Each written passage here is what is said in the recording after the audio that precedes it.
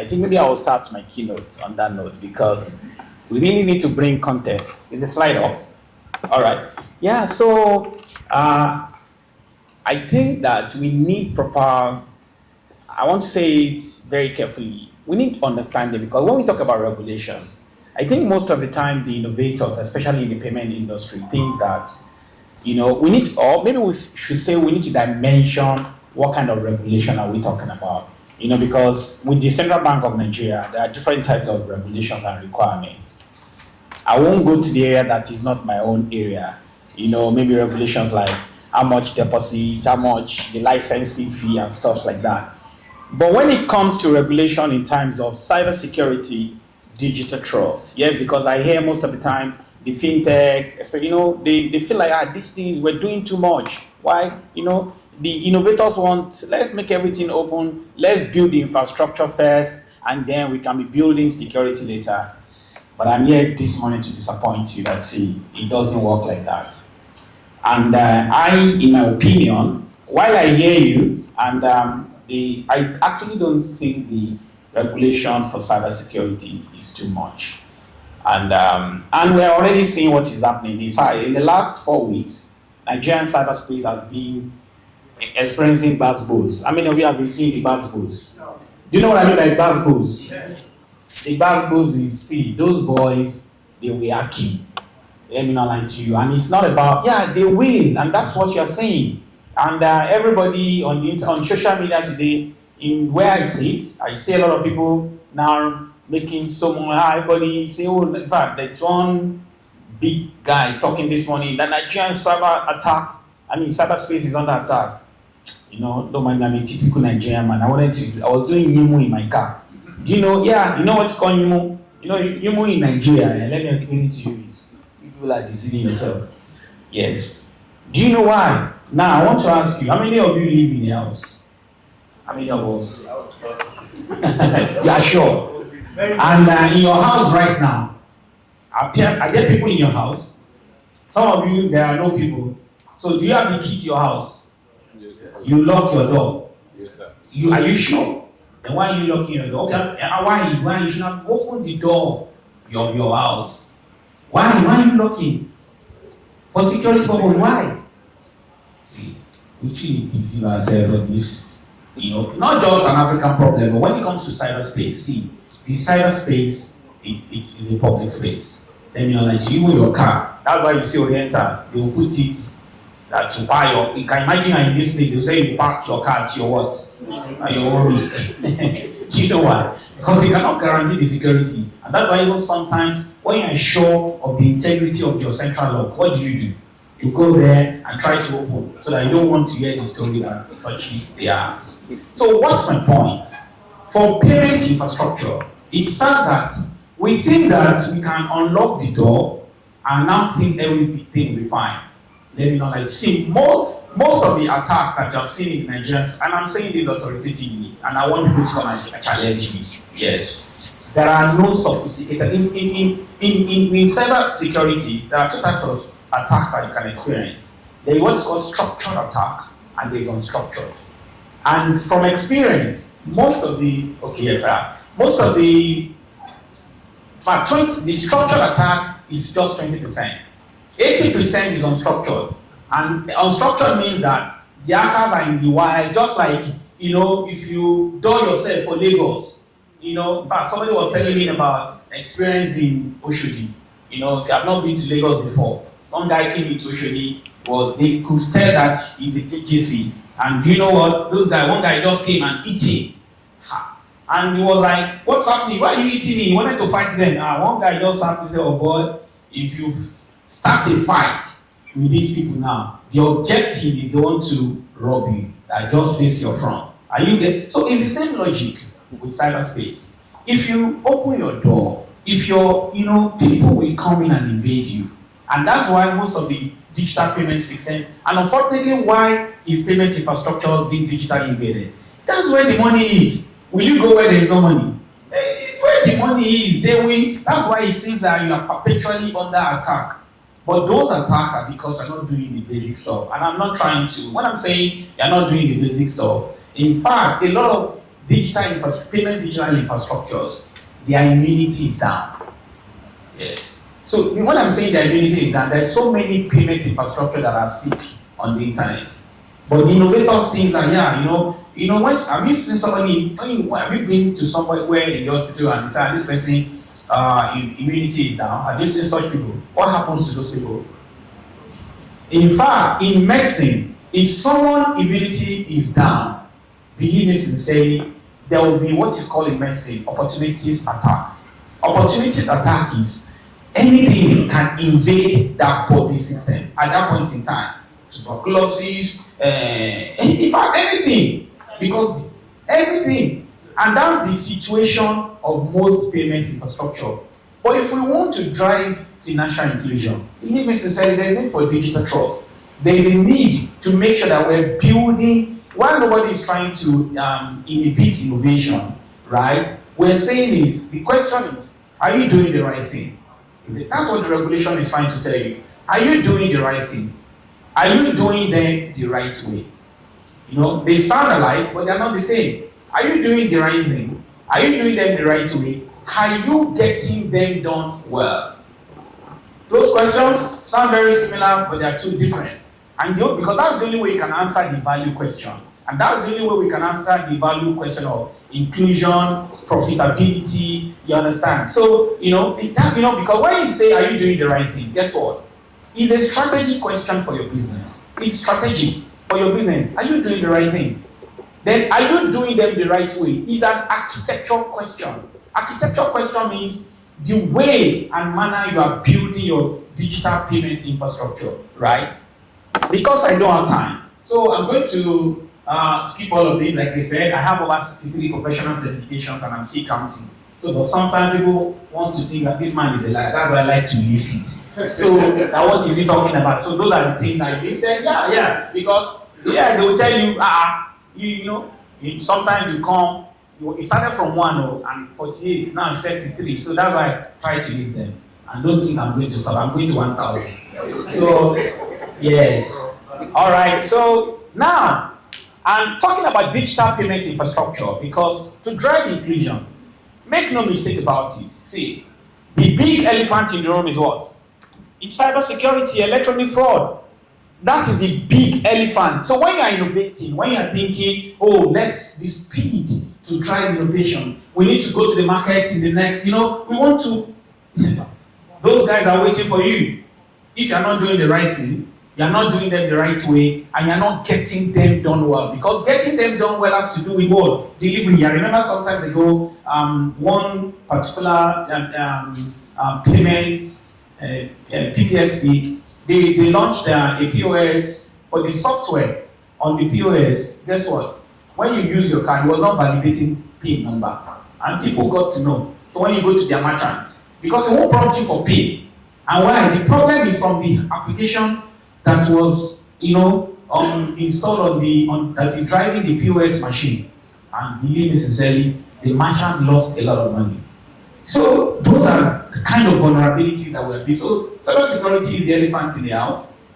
And because of that elephant, it brings these two monsters. And that's why in the last 3 weeks, it seems that in Nigeria, cyberspace has been under attack. Because these two monsters will not go away. The two monsters of what? Cybersecurity threat and electronic fraud. I've been saying this slide, I've been telling everyone every year, these monsters will not go away. And why will they not go away? In fact, look at the numbers. From 2015, there was a research work to say cybercrime is going to cost the world in excess of 3 trillion. That time, people thought it was a joke. They thought it was a joke. Do you know how much $3 trillion is? But guess what? Over the years, in fact, that year, the cybersecurity ventures said that it's going to cost the world $10.5 trillion. Imagine that was 2025, and all of a sudden, really 2025 came, and now we're in 2026. Cybercrime has grown in numbers because, in fact, the third biggest economy right now, aside China and the US, fighting for dominance. You know that economy. In fact, is a country of what? Cybercrime. Is a big industry. Just like you are here this morning, you want to learn how to drive, financial inclusion, all the things that you need to know. Some guys, they are in this hotel. Let me just shock you. They are in this hotel driving big cars because they want to do what? Fraud. When they see weaknesses, vulnerabilities, and when you think as an innovator, you want to drive speed to market. Guess what? In the process, when we're doing our innovation meeting, there will be business people, the technical guys, and all of that. Do you know what we call them? What do we call them? Stakeholders. While you are driving innovation, you call them stakeholders. Oh, all those people are sitting down. But guess what? Stakeholders that if you are not doing the right thing, you are not doing them the right way, and you are not getting them done. Well, do you know the stakeholders that we introduce unannounced? I call them invisible stakeholders. And those invisible stakeholders are what? They are vulnerabilities. They are there silent and they are watching you. And that's what is foiling all the cyber attacks. And because there's no time, in the process of what we do, there are all these sources of fraud, electronic fraud, and we need proper understanding when it comes to building digital trust in payment infrastructure. I remember some time ago, I think about over 15 years ago, 2009, 2010, when Nigeria was, I always remember the magnetic stripe area. The magnetic stripe, if you have been around, yes, it was very easy to clone Nigerian cards. Everywhere. In fact, within split seconds, you can clone the card. So when I'm now saying, so that you don't feel like, what is this? I don't say I'm short, I'm just vertically challenged. So, because you might be thinking, what is this vertically challenged man talking about? About regulation. Now, guess what? What regulation did? When Nigeria the payment infrastructure was overwhelmed with cloning, things were bad. But regulation came. Let's move from where? From magnetic stripe card to what? To chip and pin card. If your card has been cloned in the last 5 years, raise up your hand. Clone card.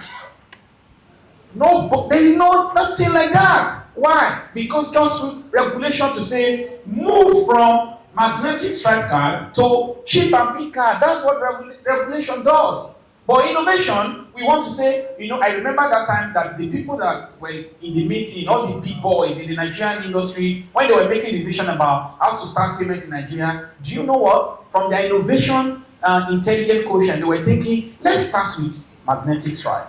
Oh, they started, and it was almost killing the innovation that we have not started. Why? Because of that vulnerability. But immediately there is EMV. But guess what? The EMV is a standard, is a regulation from European, MasterCard, and Visa. They all came together and they said, let's have this standard. Let's have all over the world, not just Nigeria. And it stopped that. But guess what? Unfortunately, after that, EMV cannot solve all the problems. It can only solve. So that's why it seems like you're thinking the regulations are too much. Because that regulation only saw what? Cloning. Because there are other areas. In fact, this is what happened after that regulation came. This is the fraud trend post EMV. Post EMV, the dynamics for the cyber criminals changed. Because now they know that, wow, we cannot do what? We cannot clone card again. Then what can we do? They started to think. In fact, the cyber criminals do. They innovate. They started to think, let me be honest with you.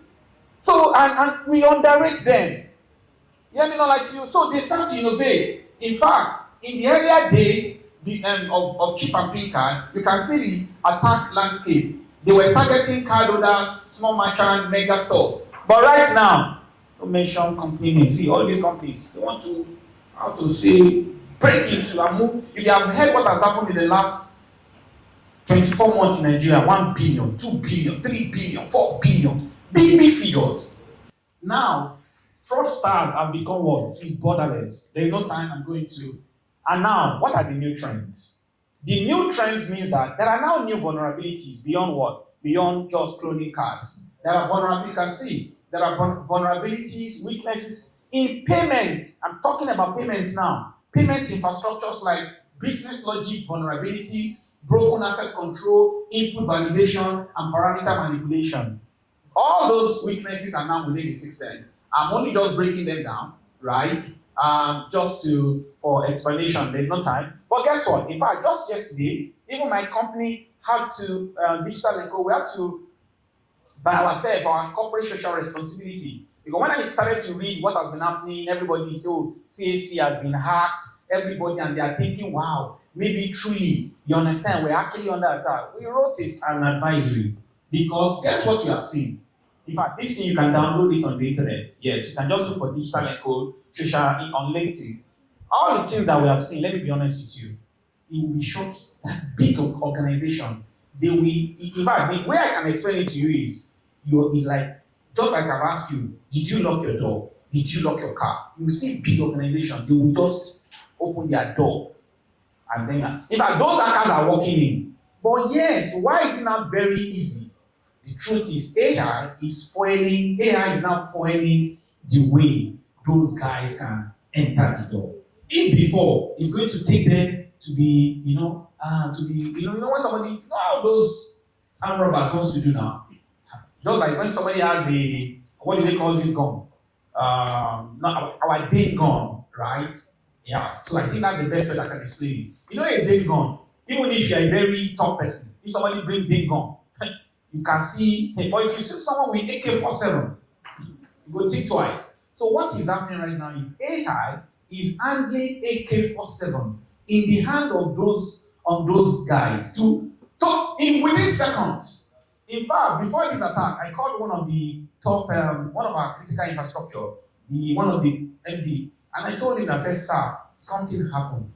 You know, when Anthropic launched Cloud Code, that was in January, I said, sir, there will be problem in the Nigerian cyberspace, that they should have a meeting. So I wanted to have for us to call out the press, that there's a problem coming, honestly, and that this AI, and that's what you're not seeing.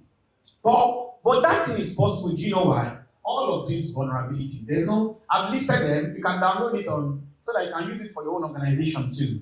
Is all of this, please, if you're taking anything from this session, from this keynote, we need trust in the digital infrastructure. And the way to build trust is to make sure that as we innovate, we should not introduce vulnerabilities. And what is vulnerabilities? It's weaknesses. Because when there are weaknesses within our digital infrastructure, it will be what? Digitally invaded by the cyber criminals. We need to foster digital trust.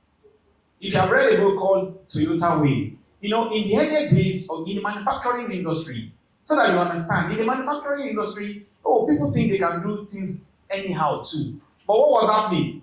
You manufactured 100 cars, then you will have to recall 80.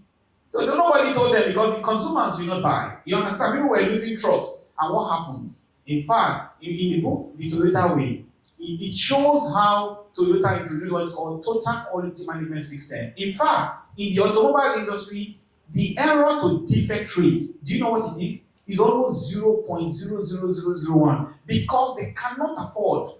And that's what we need to think about as innovation for payments. Payment is something very sensitive. It has to do with people's money. And if trust is lost, people will not use it. People think, I'm an expert, digital transformation expert. I can't. For me to have internet banking on my corporate accounts, because I know things go wrong. So when we are saying we're driving the inclusion, we need to have to treat the subject of war, digital trust. But this is the problem. Most organizations, innovators. Now, this slide is very important to me. I want to show you. This is the situation of most organizations. When we say regulation is too much, we don't want to spend money. We want to spend money to build the solution. But we don't want to spend money to do what? To secure. So that's what I hear most of the time. That's what, when they're saying regulation is too much, that's what. In fact, the innovators don't have problem with calling the developers and they develop. They're all they are happy, but they don't want to do it securely. It does not work. How many of you, sir? I love you, sir. I like your white up and down and your red cap. And I want to give you a limousine. And that limousine, there is no brake. The brake is not working. You will take it? Yeah? Why? Why will you? It's a limo. So that is it. It's interesting. And they will give you a mandate that, one regulation, you cannot, not that you say, okay, I will take it and then go and put brake. No, you won't. That's how you'll be driving it. Will you take it? And that's what innovators are saying they want to do. Let us build. I'm not saying, so be careful. I want to be careful what I'm saying. I'm not saying innovation, regulation that inhibits regulation. No. You should start to see, from cybersecurity point of view, innovation is what? Is an enabler for what? For your, and what is an enabler? And an enabler is what makes something to work well. So cybersecurity is an enabler. It's not a cost. Because if you don't, you will be embarrassed. And because this is what you can see, cybersecurity budget before a breach. When nothing has happened, nobody they'll be, you see, the way they are counting the coins. But now, when there is a problem, when you are being exposed, your platform has been exposed, what happens? You now see everybody running up and down. They'll be calling cybersecurity consultants. What we need to do is, as we are building an innovation intelligent quotient, we need to match it with what? Our cybersecurity risk intelligent quotient. And our mindset has to change as we build digital trust. And what is this mindset? You can see, are we doing the right thing? It's very important, honestly. You can see, it's a strategy question. Are we doing them the right way? It's an architecture question. Are we getting them done well? Is delivery. How are we delivering our products, our payment product? Because that's the only way we can do what? We can get value. We need to understand the big picture when it comes to building trust in digital payment infrastructure. The subject of it's something, and this is what I'm saying.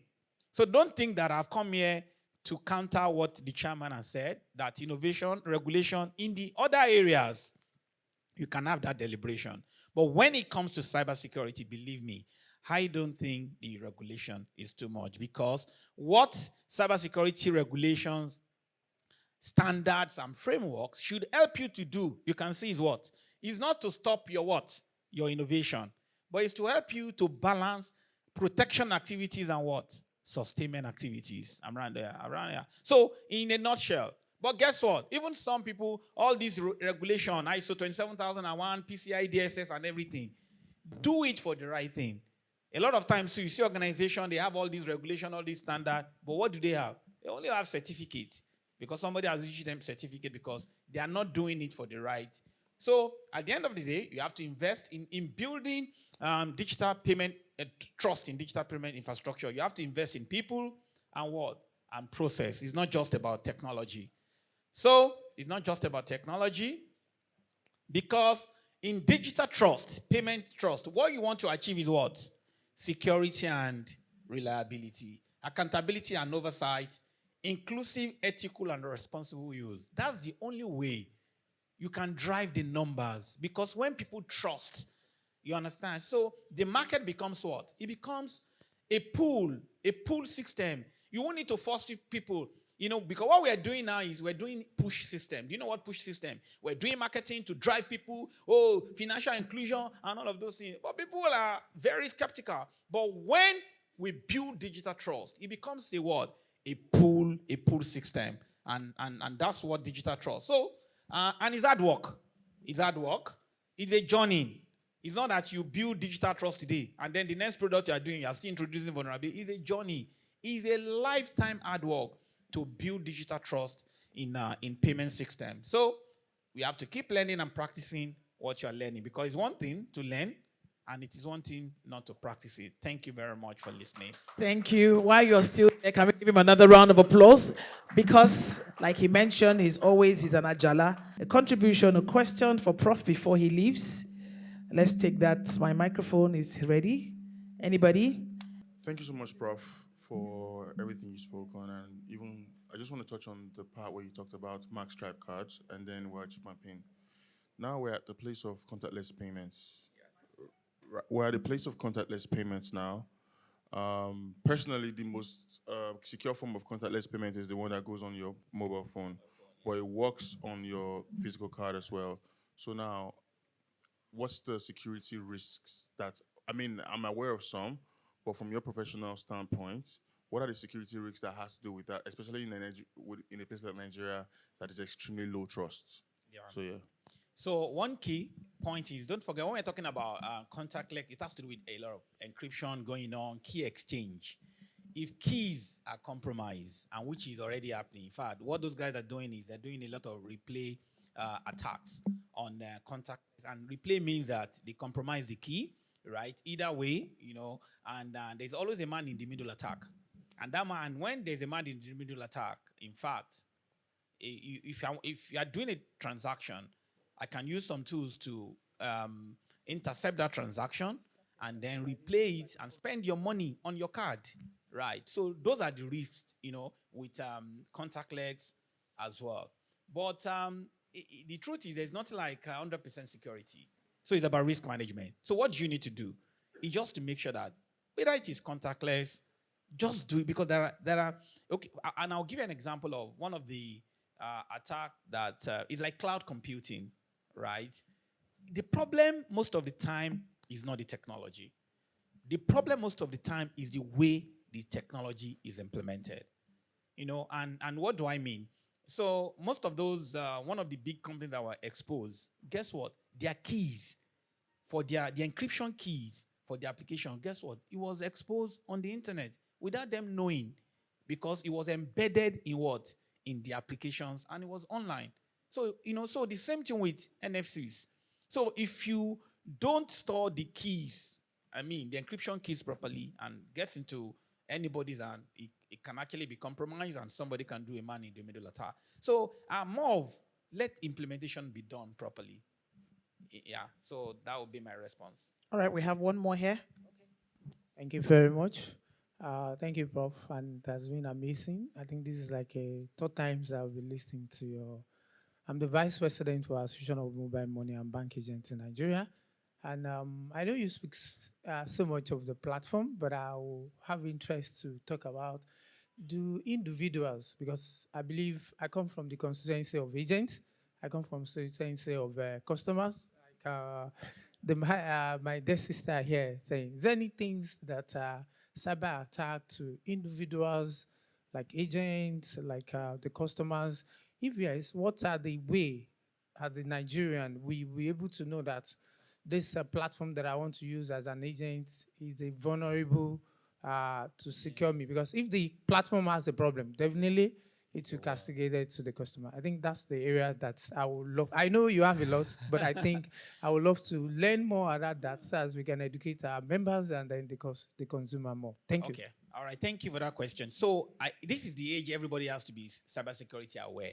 In fact, just like the same way, there was a time they were talking about emotional intelligence and there was so much awareness. There was a time for financial intelligence. In fact, this age of innovation, everybody needs cybersecurity intelligence awareness. In fact, it starts from the way we daily operationalize our payment transactions. In fact, I'm always paranoid when we go to any supermarket or anywhere to buy your card. Do you know what all of us do? You take that card, they give you your card, and then, in fact, I was screaming in one merchant place 2 days ago that, "Oh God, what's wrong with you?" Because they took my card from me, and I see the way they took my card, and the lady, she's with my card, and then she was trying to now do the transaction. I said, "Oh God, bring the POS up. Let me see," because let me be honest with you, those basic things, you might be thinking, why are you making it? Because that card, while they are doing that, it can take the PAN, the primary account number, that's the 16 digit, and your what? And your 3 digits at the PAN. Let me not lie to you, if they capture it, it's law. And that's why you see some transaction that you did not initiate, because they can do card not present transaction. They can. Except if, and what is card not present transaction? It means that I will not need, because some merchant side does not need PIN validation and everything. So it is our attitude. So when I go to an agent too, because agent, in fact, there are two attacks on agent. Number one, you can have a compromised agent.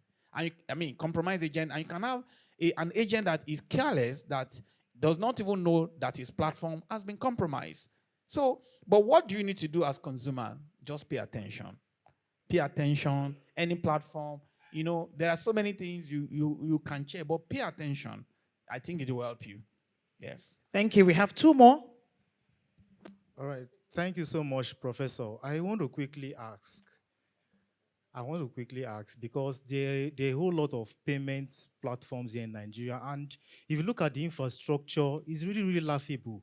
Like most of the new ones coming out, because there are a whole lot of innovators, they feel like they don't really need a cybersecurity expert. They don't really need a front end, a back end engineer or something. AI does everything. And I want to ask: Is there a regular? Is it being regularized? As in, is there a way that the infrastructure is being regularized to avoid all these at least to minimize it, though it may not be totally, but at least to minimize it to some extent. Absolutely. If you're in the payment today, believe me sincerely, the Central Bank of Nigeria, as the apex body, has done a lot of work to churn out a lot of documents, standards, regulations on what you need to do to be able to do what? To say, are you doing the right thing? All those things that I mentioned. Yeah, and one of them is, you have to be PCI DSS certified and all of those things. But guess what? They are not silver bullets. They are not silver bullets. You can choose to do it them well. Yeah, but in terms of what the regulators are doing to say, do the right thing, but they can't, it is the responsibility lies on you to make sure that you are doing the right thing as a company. But the point is, if anything goes wrong, let me not lie to you, the liability is going to be on you. But from a regulator point of view, yes, they are trying to regularize, which is why the chairman is thinking, of course, and I know the innovators are saying regulations are too much, but those things are there. But the problem is, most of those things are, there's so much theater in the way we implement those standards. Okay, Prof. Good day, Prof. Thanks so much for your keynote. My name is Ima Okonji. I'm a journalist with This Day newspaper, technology reporter. My question is based on the two things you